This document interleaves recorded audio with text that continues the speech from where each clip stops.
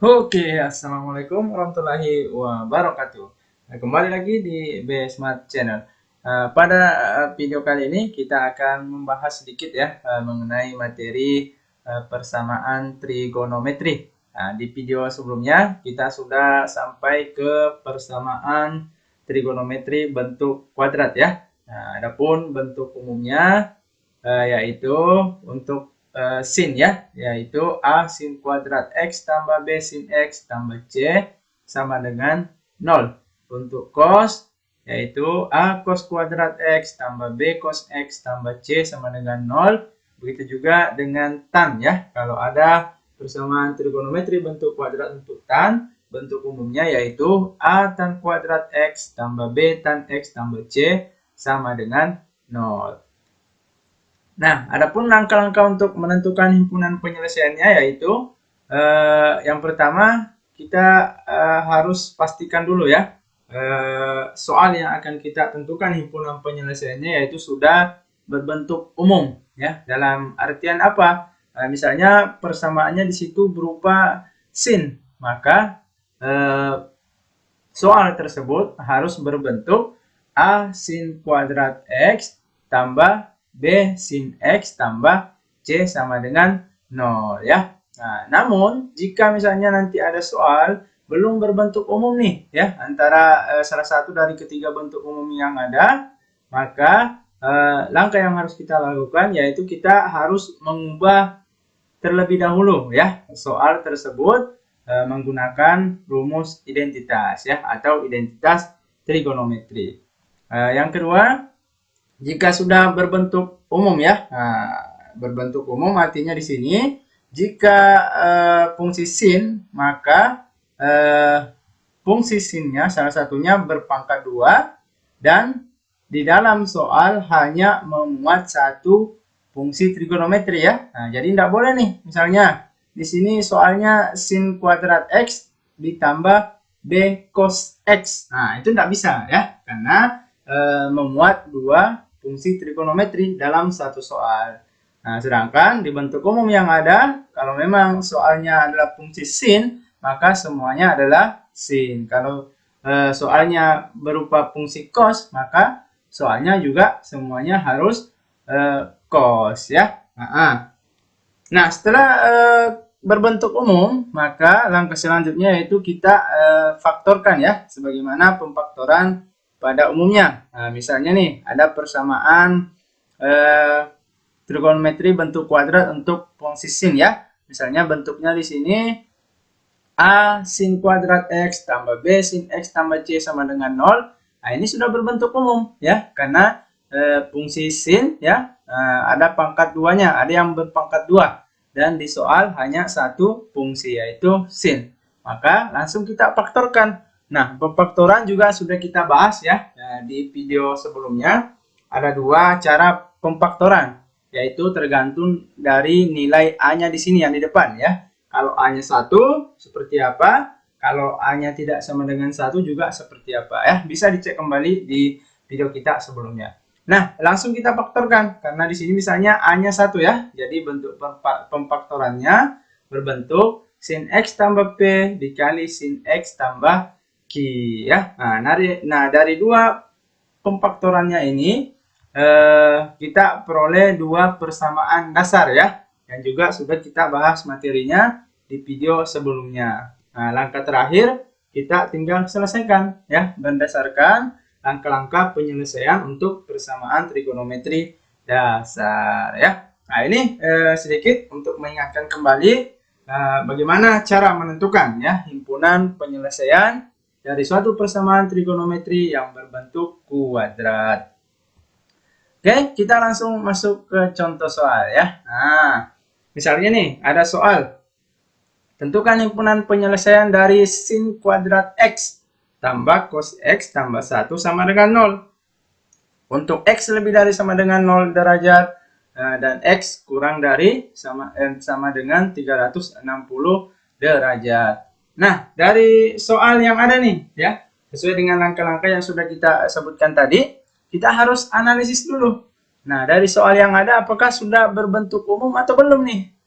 Nah, di sini sudah ada pangkat 2-nya ya. Nah, betul sudah. Tapi dalam soal ini terdapat dua fungsi ya. Ada sin dan ada cos. Berarti ini tidak bisa ya. Ini belum berbentuk umum ya. Maka langkah untuk mengubah soal ini ke bentuk umum yaitu kita bisa menggunakan rumus identitas trigonometri. Nah, rumus identitas yang mana yang akan kita gunakan? Nah, itu yang akan kita bahas pada video kali ini ya.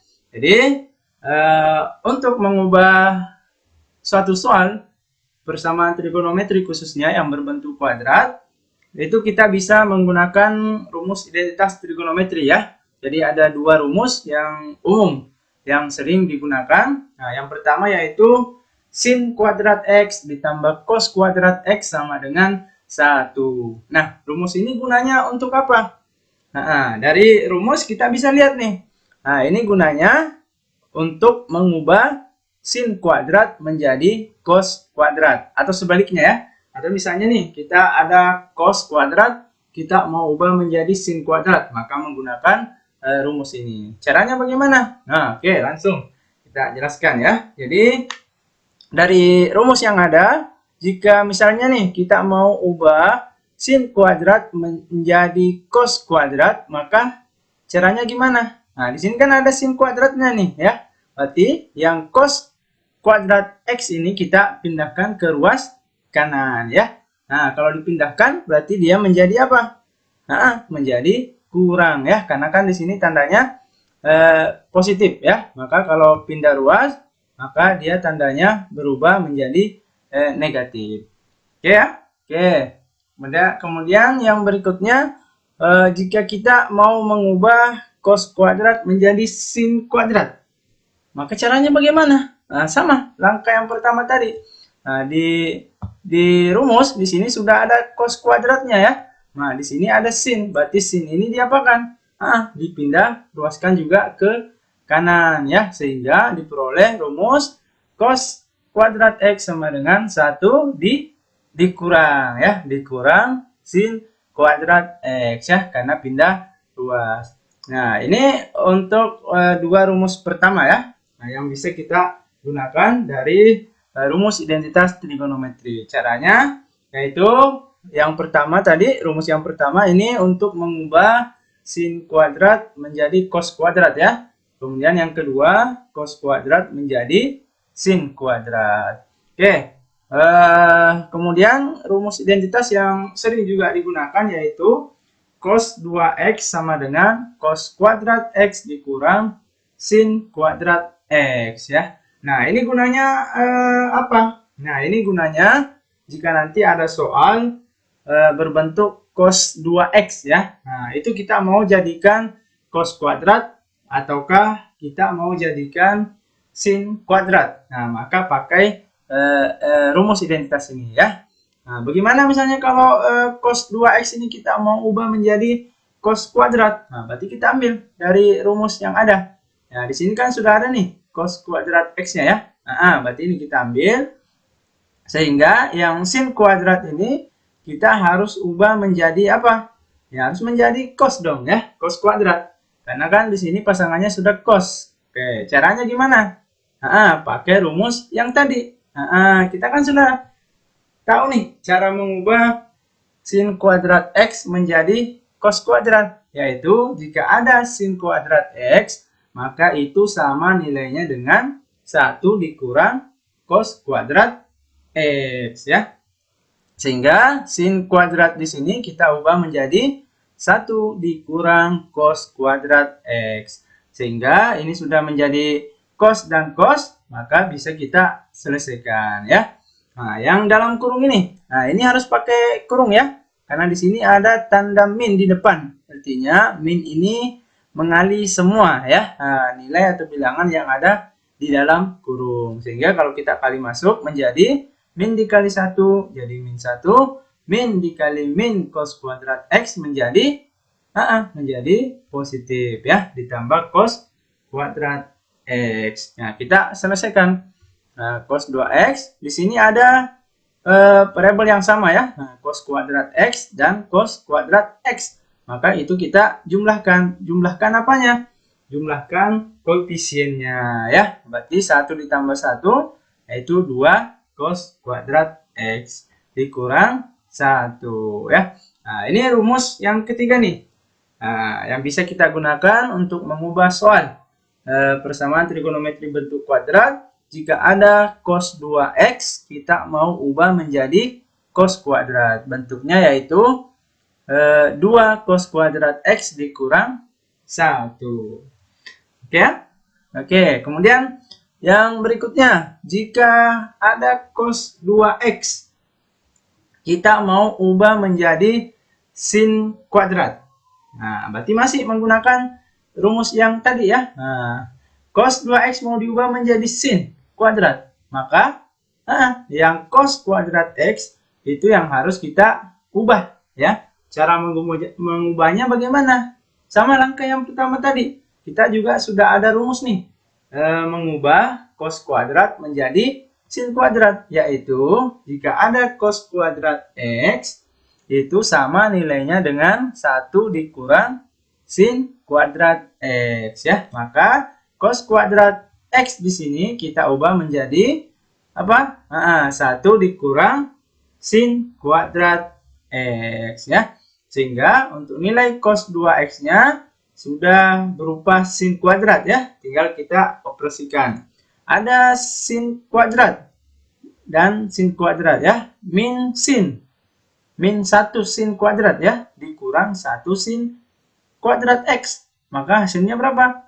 2 ya. Nah, berarti untuk cos 2X jika ingin diubah menjadi sin kuadrat, maka rumusnya yaitu 1 dikurang 2 sin kuadrat X ya. Jadi ini ada 4 rumus yang biasa digunakan untuk mengubah soal ya, persamaan trigonometri yang belum berbentuk umum ya. Nah, bisa pakai salah satu dari keempat rumus yang ada.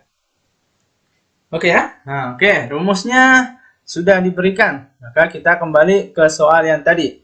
Nah, soal yang tadi sudah kita analisis bahwa ini belum berbentuk umum. Maka kita harus ubah. Nah, yang diubah yang mana? Ayo. Nah, jadi pertanyaan berikutnya yang mana yang harus diubah? Jadi kita analisis satu-satu ya. Nah, misalnya nih, sini kan ada sin kuadrat X. Maka jika sin kuadrat X ini diubah, dia harus menjadi apa? Ya, harus menjadi cos kuadrat. Kenapa cos kuadrat? Karena kan di sini pasangannya adalah cos. Karena kan kita mau jadikan soal ini hanya satu fungsi trigonometri. Oke ya? Oke. Kemudian, jika misalnya cosnya yang akan kita ubah, maka cos ini harus menjadi apa?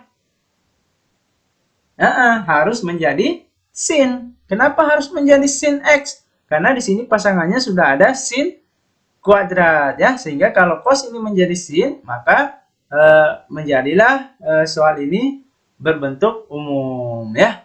Nah, sekarang pertanyaannya lagi, yang mana dong yang kita ubah? Apakah yang sin kuadrat X atau yang cos X-nya? Kalau cos X, apakah ada rumus yang kita sudah sampaikan tadi bisa mengubah cos X menjadi sin X? Nah, tidak ada ya. Nah, berarti yang akan kita ubah yaitu sin kuadrat X-nya. Menjadi apa tadi? Menjadi cos kuadrat X. Nah, apa tadi rumusnya? Masih ingat nggak? Oh, ya ini kita ingatkan lagi ya. Jadi ingat baik-baik, jika ada sin kuadrat X, kita akan ubah menjadi cos kuadrat X. Itu rumusnya yaitu 1 dikurang cos kuadrat X ya. Jadi jika ada sin kuadrat X akan diubah menjadi cos kuadrat, yaitu menjadi 1 dikurang cos kuadrat X. Sehingga sin kuadrat X yang ada di soal tadi ini sudah bisa kita ganti ya, yaitu menjadi 1 dikurang cos kuadrat X ya. Sehingga soalnya bisa kita turunkan semua. Jadi ditambah cos X ditambah 1 sama dengan 0 ya. Nah, sekarang perhatikan soal. Nah, soalnya sudah apa? Nah, sudah hanya satu fungsi ya, yaitu cos. Dan di sini sudah ada pangkat 2-nya ya. Berarti ini sudah berbentuk umum. Tinggal kita urutkan posisi yang paling kiri ya, yaitu yang berpangkat 2. Berarti kita letakkan cosnya di depan ya. Tapi ingat di sini ada tanda min ya. Nah, min ini adalah punyanya cos. Berarti di sini tetap bawa tandanya min cos kuadrat X, kemudian cosnya kita urutkan, kemudian konstantanya ya. Nah, di sini ada 1 dan 1, berarti kita jumlahkan ya. 1 ditambah 1 itu sama dengan 2. Oke. Nah, bentuknya sebenarnya sudah benar ya. Nah, tapi dalam rumus matematika, jika ada tanda negatif di depan, itu kelihatan tidak bagus ya. Nah, maka salah satu caranya itu bisa kita jadikan positif dengan mengalihkan min 1 ya. Berarti semua nilai-nilai yang ada pada persamaan ini kita kalikan dengan min 1 ya. Hingga min cos kuadrat X dikali min 1 jadi positif ya. Cos X dikali min 1 jadi min cos X, dan 2 dikali min 1 jadinya min 2 ya, sama dengan 0. Nah, dari bentuk ini kita kembalikan ke bentuk umumnya ya. Sudah berbentuk umum, yaitu untuk persamaan cos. A cos kuadrat X ditambah B cos X ditambah C sama dengan 0. Nah, jika sudah berbentuk umum, langkah berikutnya kita harus analisis dulu ya. Nilai A, B, dan C-nya berapa ya. Karena kita akan menentukan nih pemfaktoran yang mana yang akan kita gunakan ya, karena ada 2 cara untuk memfaktorkan suatu fungsi kuadrat atau persamaan kuadrat. Nah, dari soal nilai A-nya berapa? Nah, nilai A-nya 1 ya. Nah, di sini kan di depan A cos kuadrat X. Di sini berarti ada 1, sehingga A-nya 1, B-nya berapa? B-nya min 1 ya. Di sini ada tanda negatif nih ya, jangan dilupakan. Nah, C-nya berarti min 2. Nah, setelah kita tahu bahwa nilai A-nya adalah 1, maka pemfaktoran yang akan kita gunakan yaitu cos X tambah P dikali cos X tambah Q ya. Nah, kita akan mencari nilai P dan Q yang memenuhi ya. Yaitu caranya bagaimana? Yaitu kita cari 2 bilangan yang apabila dikalikan hasilnya sama dengan C ya. Nah, yaitu min 2. C-nya di sini min 2 kan? Nah, kemudian kedua bilangan tersebut dijumlahkan, dia harus sama dengan B. Ya, B-nya di sini min 1. Jadi berapa dikali berapa hasilnya min 2. Tapi jika dijumlahkan hasilnya sama dengan min 1. Ayo, berapa kira-kira? Yaitu min 2 dan 1 ya. Nah, kenapa? Karena min 2 dikali 1 hasilnya min 2. Tapi jika min 2 ditambah dengan 1 hasilnya min 1 ya. Sehingga kita peroleh nilai P dan Q yang memenuhi, yaitu min 2 dan 1. Kita masukkan. Oke, sehingga dari sini kedua pemfaktoran ini kita jadikan persamaan 0 masing-masing ya. Sehingga cos X min 2 jadikan persamaan 0, dan cos X tambah 1 juga dijadikan persamaan 0. Nah, dari 2 persamaan ini diperoleh persamaan dasar ya, yaitu persamaan cos. Nah, jika ada persamaan cos untuk persamaan dasar, maka bentuk umumnya yaitu cos X sama dengan cos alfa ya, sehingga di ruas kiri hanya boleh fungsi trigonometrinya ya, sehingga untuk persamaan yang pertama min 2 ini kita pindah ruaskan ya menjadi cos X sama dengan 2. Nah, tapi karena nilai fungsi trigonometri baik sin, cos ataupun tan tidak ada yang nilainya 2, maka di persamaan yang pertama ini tidak memenuhi ya. Artinya tidak ada himpunan penyelesaian yang bisa kita peroleh dari persamaan ini. Artinya kita lanjut ke persamaan yang kedua. Cos X tambah 1 sama dengan 0. Kita kembalikan ke bentuk umum persamaan dasar, yaitu cos X sama dengan cos alfa ya. Sehingga plus 1-nya kita pindah ruaskan ke kanan menjadi Nah, negatif 1. Nah, karena cos, maka di ruas kanan juga harus fungsi cos. Nah, sekarang cos berapa yang nilainya min 1? Ayo, cos itu dimulai dari 1 ya, 0 derajat itu 1. Kemudian cos 30 derajat itu 1/2 akar 3 dan seterusnya. Dan cos positif hanya di kuadran 1 dan 4 ya, sehingga nilai yang diminta di sini pasti di kuadran kedua atau kuadran ketiga. Nah, di kuadran kedua ada nggak yang nilainya min 1? Tidak ada ya. Nah, berarti di kuadran ketiga. Berapa? Nah, yaitu 180 derajat.